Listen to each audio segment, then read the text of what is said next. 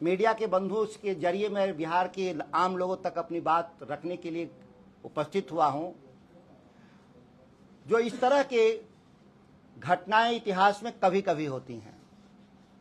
आप देखे होंगे, आप सुने भी होंगे कि जब मुगलों का शासन था तो देश में गांव में या ग्रामीण क्षेत्रों में रहने के लिए जजिया कर जैसा सरकार ने लगाया था। उसी तरह से केरल में लोगों ने सरकार के तौर पे वहां ने राजाओं ने स्तन टैक्स तक लगाने का काम किया था।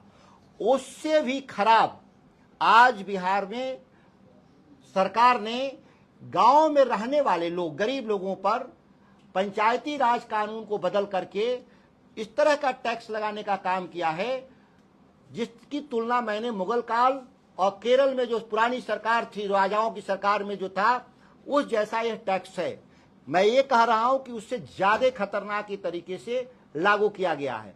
पूरे गांव के ग्रामीण अर्थव्यवस्था, पंचायतों में रहने वाले लोग का जीवन नरक समान बनाने के लिए इस तरह का कानून लाया गया है, जिसमें सरकार नल जल के नाम पे टैक्स लेने के लिए लिखी है, सरकार स्ट्रीट लाइट के नाम पे टैक्स लेने के लिए लिखी है, सरकार खेतों में जो पटवन होगा सिंचाई विभाग के द्वारा या ट्यूबवेल के द्वारा उस पर भी टैक्स लेने की बात कही है।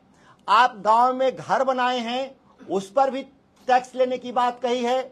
अगर आप रेहड़ी खोमचा ठेला भी लगाते हैं, मोची का भी काम करते हैं, या आप टमाटर और अंडे की दुकान खोलते हैं, ऐसे लोगों पर भी सरकार टैक्स लगाने की बात कही है।